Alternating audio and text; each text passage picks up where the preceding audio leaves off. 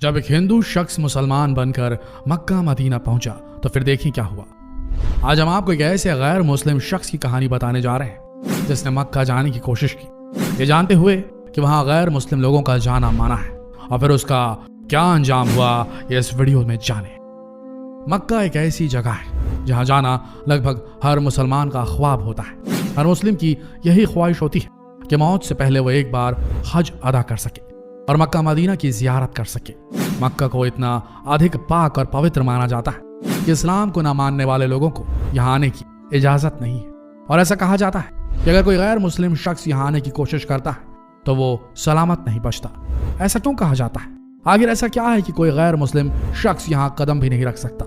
آج اس ویڈیو میں ہم ایسے ہی کئی سوالوں کے جواب لے کر آئے ہیں، تو سوالوں کے صحیح جواب دیکھنے کے لیے اس ویڈیو کو پورا ضرور دیکھیں۔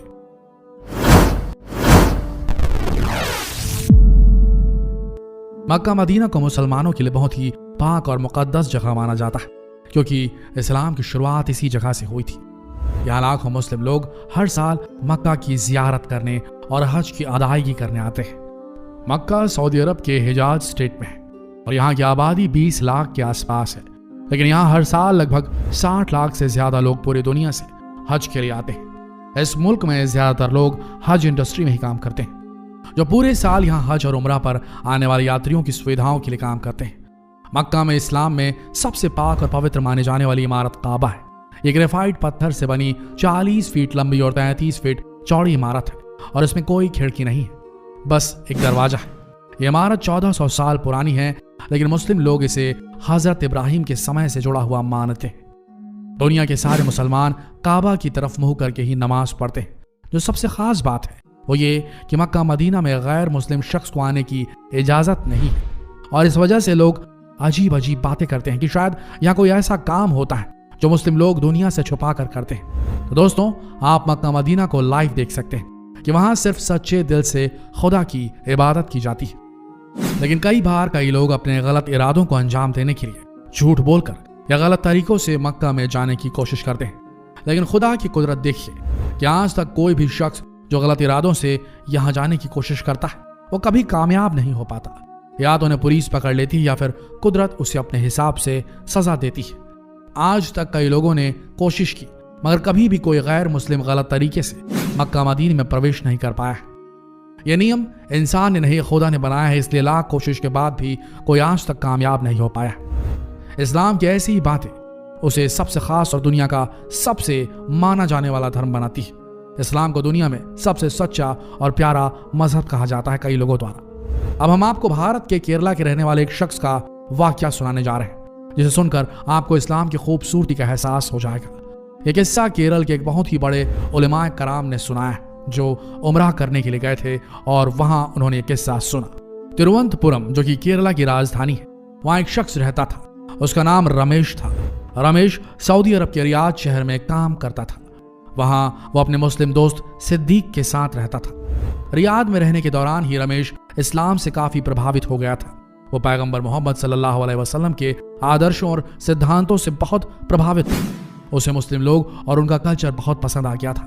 وہ اپنے من سے اسلام کو قبول کر چکا تھا، یہاں تک کہ جب وہ اپنے گھر کیرل واپس آیا تو اس کے دل سے اسلام کے لیے محبت کم نہیں ہوئی، اور آخر اس نے اسلام قبول کرنے کا من بنا لیا۔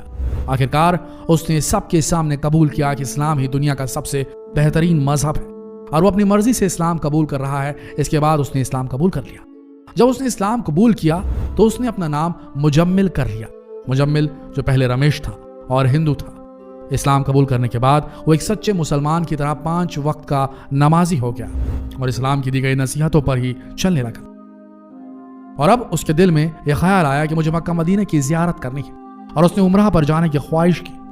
خدا اپنے سچے بندوں کی دعا ہمیشہ قبول کرتا ہے۔ اس نے مجمل کی یہ خواہش پوری بھی کر دی، اور مجمل نے اپنے نئے نام سے اپنا پاسپورٹ بنوایا اور مکہ مدینہ کی زیارت کے لیے چلا گیا۔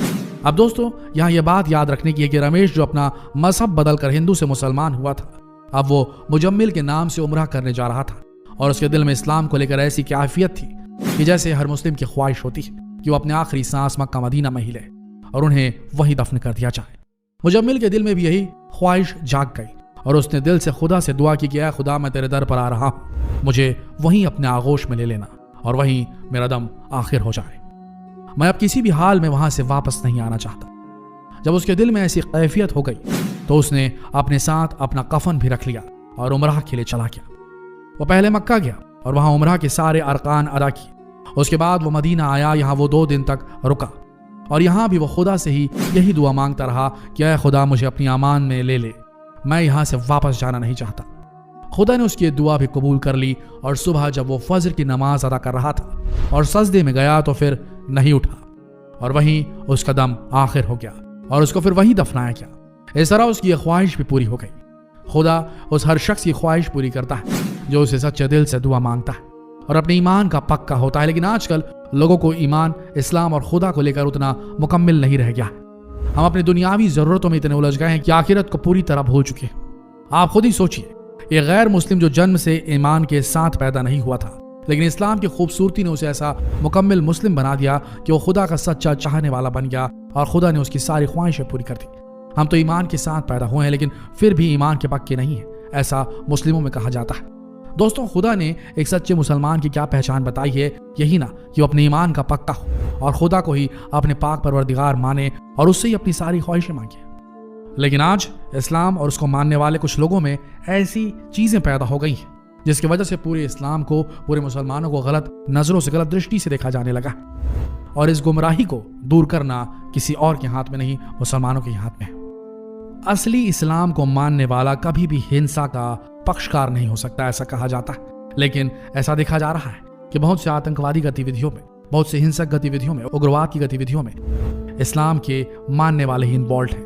اس کے پیچھے جو سچ ہے وہ بہت ہی دردناک ہے دوستو۔ جس طریقے سے گمراہ کیا جا رہا ہے ہمارے دیش میں بھی رہنے والے کچھ لوگوں کو، وہ بے حد غلط ہے اور اس کا ایک ہی ذمہ دار ہے خود اسلام کو ماننے والے انویائیوں کو یہ سمجھنا ہوگا کہ اب بات ان پر آ چکی ہے۔ اب انہیں اپنے دامن کو پاک صاف کرنا پڑے گا اور سیکھنا پڑے گا کہ جتنا ہو سکے ہنسا سے دور رہیں۔ ہنسا کو ماننے والوں کو اپنے بیچ سے نکالنا ہوگا۔ اگر ایسا نہیں ہوا تو بہت سے دیشوں کی انٹیگریٹی ٹوٹ جائے گی، کیونکہ مان لیجیے اسلام دنیا کا سب سے بڑا دھرم ہے اور ہر دیش میں مسلم زندہ ہیں، رہتے ہیں، وہاں کی عام جنتا کا حصہ ہیں۔ اگر ہر مسلم کو دوسرے دھرم والے غلط نظروں سے دیکھنے لگیں تو اس میں نقصان اسلام کا ہی ہوگا، مسلمانوں کا ہی ہوگا۔ تو ابھی سب سے بڑی ضرورت یہ ہے کہ ہنسا سے دوری برتی جائے، یہی سب سے بڑی چیز ہے۔ جتنا ہو سکے اس سندیش کو اپنے ہر مسلم بھائی تک پہنچائیں، شیئر کریں اس ویڈیو کو فیس بک پر، واٹس ایپ پر، یوٹیوب پر، اور پرارتھنا کریں کہ فلسطین اور اسرائیل کے بیچ جو جنگ ہو رہی ہے وہ جتنی جلدی ہو سکے ختم ہو جائیں، بچے اور مرنے سے بچ جائیں۔ جتنا ہو سکے اس ویڈیو کو شیئر کریں فیس بک پر، واٹس ایپ پر، یوٹیوب پر۔ اس ویڈیو کے انت تک بنے رہنے کے لیے آپ سب کا دھنیواد۔